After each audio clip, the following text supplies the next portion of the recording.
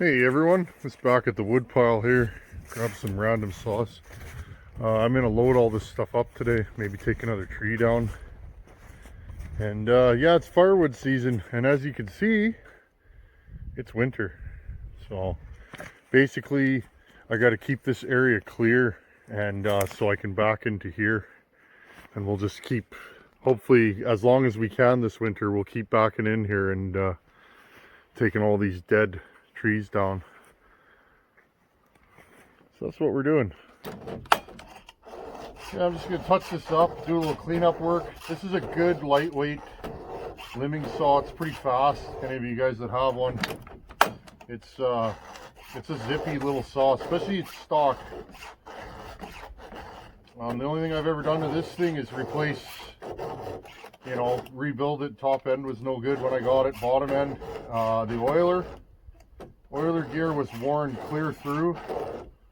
I didn't discover that till after I rebuilt it. And other than that, fuel and oil, put a lot of time on this saw. And this is a good one. Sometimes I'm in the mood to run new saws, and I just want to, when I got production to do. I'll grab one of these because they're fast, and they're usually fairly light.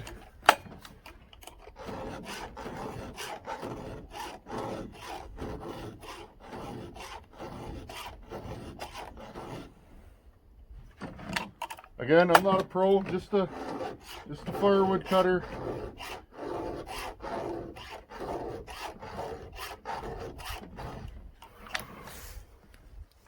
A firewood cutter with a bad back. There, that's better. I find one thing that kills me is leaning over like this, but I love running power saws, so. What I usually do is I just bring enough saws that I don't have to sharpen while I'm out in the field. And I'll just grind when I get home. But again, you got to know how to sharpen. So this is something I've really worked on over the last several years. And it's come along. This takes practice.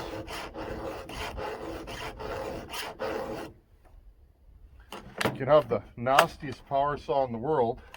If she don't have a sharp chain, There we go. I think it's the last one. We're getting there.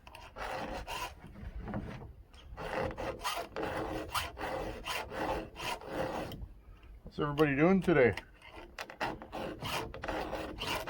I'm having a great day. My air compressor's been on the fritz, so I've been dealing with that. I had to do some yard work yesterday.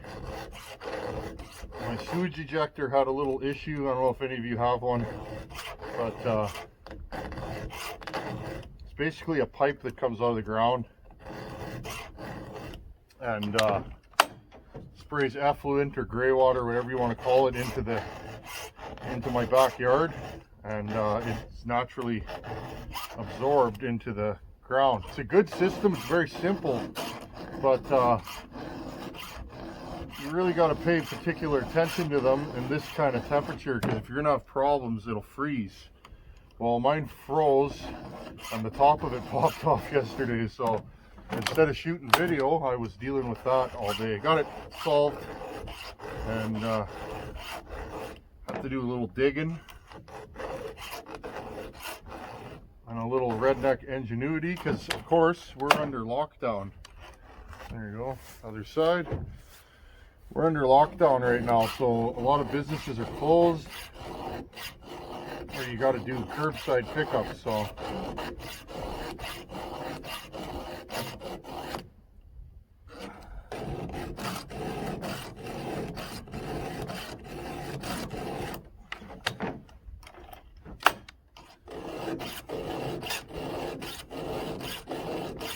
this used to be my weak side, and it's actually my strong side now.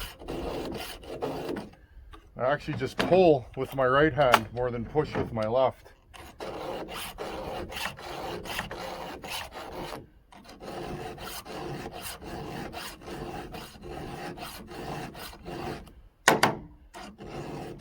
The other side was the worst side. Looks like I hit something, some dirt.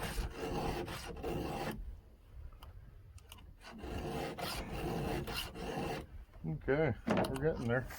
Just gonna pause you guys here, and I'll be back when I'm all filed up.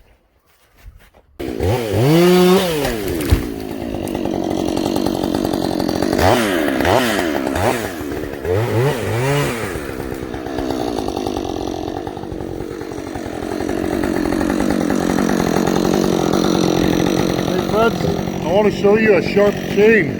This is what I do. I've seen other people do it.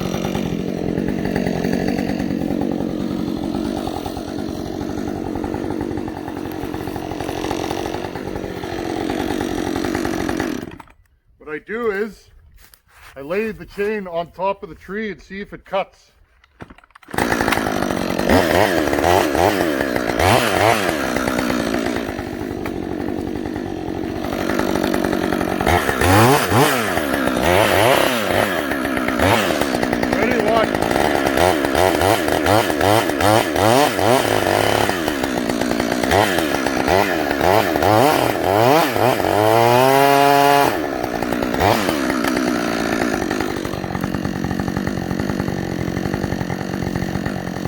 That's that chain we just sharpened. You see how sharp it is. I want it to dig in. Okay, we're gonna buck this thing up with the old 562. I really like my 562. It's a good saw.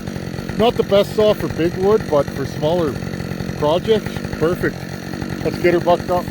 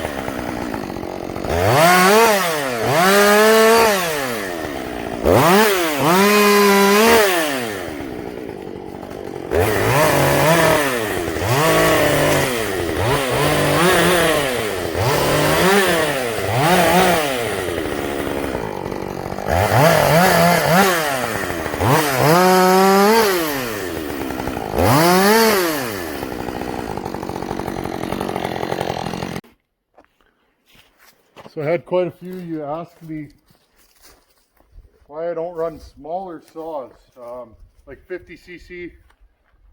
Well, to be perfectly honest, I am a big fella, and I guess I'm prepared to carry around more weight than maybe someone else. So this is about as small as I go. I do have a 200T.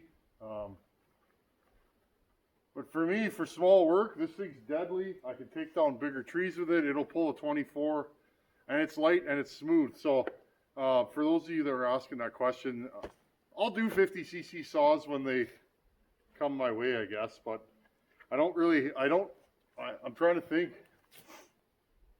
I think I have an MS260 and an 034 in a bin somewhere. I don't know what's left of them, but we could do that in the future as saws come available. Let's finish bucking this up with the good old 562.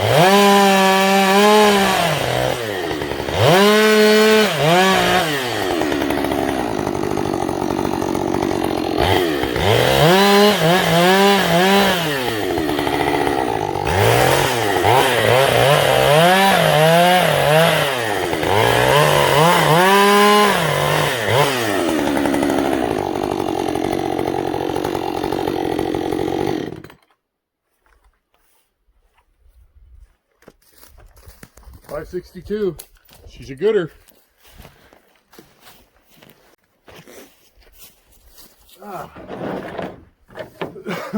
Excuse me.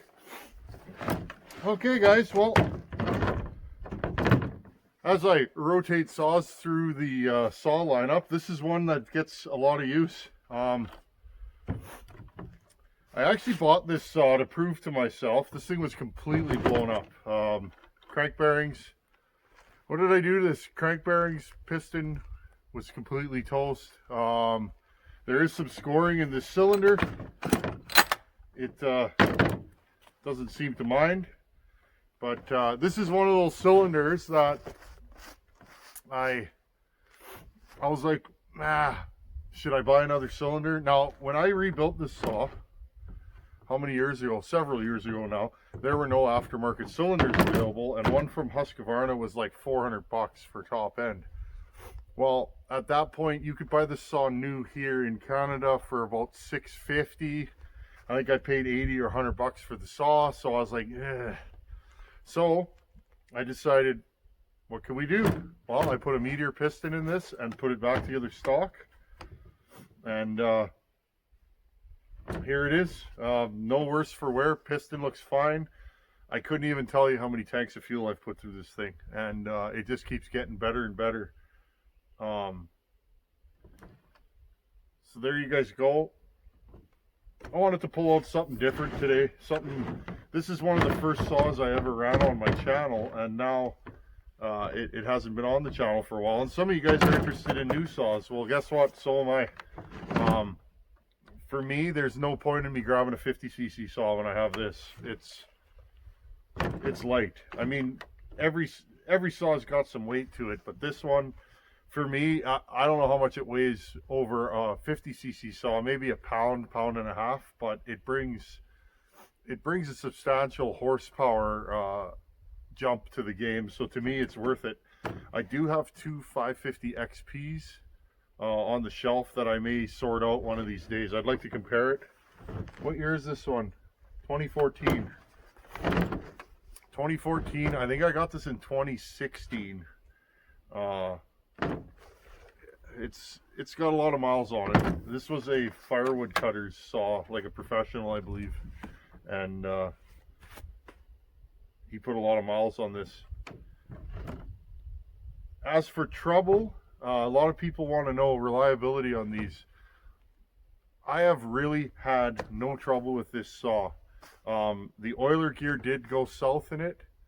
Last year I was cutting and it stopped oiling, and I broke this rear AV mount. Don't know why. It shattered one day. Other than that, and I mean, this thing has over 1,000 hours on it. I can't remember when we plugged it in at Husqvarna, but this thing's well over 1,000 hour saw. So I mean, there's going to be little issues you're going to have to deal with. Other than that, no starting issues. I have had a few hot start issues, but nothing too untoward, nothing that any of my other saws wouldn't experience. So I did cut back. I did cut the side off the top cover, which lets more air go through there. So that's it though. I may consider buying an aftermarket top end and porting this thing. It'd be interesting, wouldn't it? This thing's a little powerhouse. It does not make a lot of torque though. It just doesn't. You put it in a log, and even if you lean on it just a smidge, it'll slow down right away. So it's a better small wood, softwood limbing saw than it is, say, you know, a bucking saw. But as you can see in that there, I mean, that wasn't big wood. That is hardwood, maple.